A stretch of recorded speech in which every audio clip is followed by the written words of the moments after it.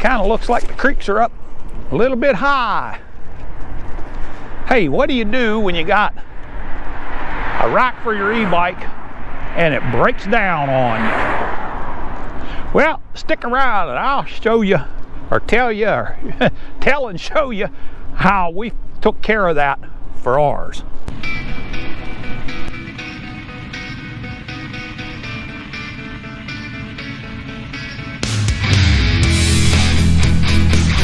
Well, hello again, Internet. Welcome back to the channel. And like I say, we had a broken e-bike rack after right about 1,000 miles of hauling around. This right here, that's what we ended up with. Yeah, and that was tightened down. That's no good. So what do we do about it? Well, we took it apart and, well, let me show you what we found. So this is what we've got, and in theory what this is supposed to do is when you pull this in, it raises this up and is supposed to tighten everything down. The reality of it is you've only got about 2 threads. I don't know how well you can see this, but there's only about 2 threads on this thin side, and so that strips out very, very quickly, very easily. You know, I think if I was an aspiring engineering student and I took an entrance exam and designed something like this and said, well, this is what we're going to use to hold you know, heavy bikes on the back of a rack, and that's what's going to keep the rack tight in the hitch, I believe the professor would pull me aside and say, you know, son, maybe you don't really want to be an engineering or an engineer for a career choice. You maybe want to go into something else. Now, I'm not an engineer, so I don't know, but I know what doesn't work. I can tell you that much. So, yeah, that wasn't good. So what we did was we contacted via email KAC and asked them if there was a way we could purchase the replacement parts for that, and if they had any better solution than that angled type piece there for another one. You know, we would be interested in that as well. And we heard back from them, yeah, that's what we heard back from them. Absolutely nothing. So yeah, I guess I got to take away my big review on them. I won't be giving them any more business. But that doesn't mean we're going to just throw away this rack and go out and spend several $100s on a new one.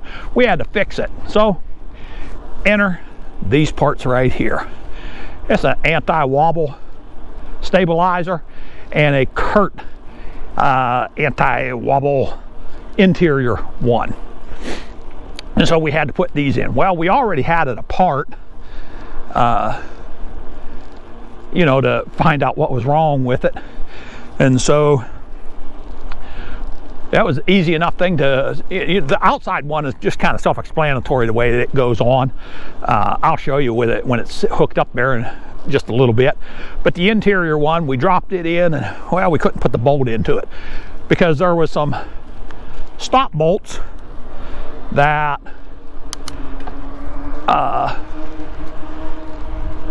roll on here just a little bit. There were some stop bolts and that kept it from kind of setting where it needed to set. So that's okay. You know, we just pull out the DeWalt grinder and a little bit of that, we got that taken care of. You know, if you got a big old bull that keeps, his horns keep getting in the way, well, you just kind of cut off the horns. And that's what we did here. We cut off the horns. Now, the one thing I was concerned with this interior, this Curt one, is what if that thing, if that weld on there were to break? Now you're going to have that thing bolted to your car and you can't get it off, or it's very difficult to get off. So what I did was I just tightened down that bolt without it being hooked up to anything, just as tight as I could. I could not break it. So I feel pretty comfortable about that. Little piece of 3M tape takes care of keeping it stabilized in there pretty well. And we just drop it on in. And she's fixed. And then we put the outside stabilizer on. That just is basically a U-bolt that goes in and kind of pulls up on the hitch against the housing that it goes into. And the interior one pulls over against the hitch. You know, when you put that bolt in there, you're pulling it over tight against the hitch to the side. When you put the exterior one on, you're pulling it up onto there. And right here, front and center, yep, that's what we got right there. There's some flex to the whole hitch. There's going to be some of that, but there's no movement down at the mount spot on there. So problem solved, and all for about, probably less than 30 bucks total. We'll see about putting the links down here on the description for this, and we call this one a fix. It's fixed, it's ready to go. We missed one trip because we had to take care of it, and that was it.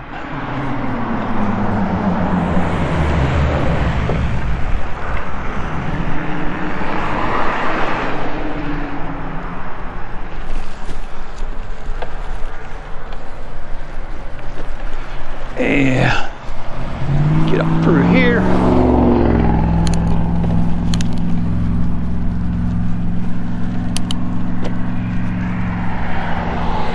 Ha-ha! We got a path cut right around them branches sticking out, so I don't have to go that way. Which way do we want to go here? I think we'll go down through.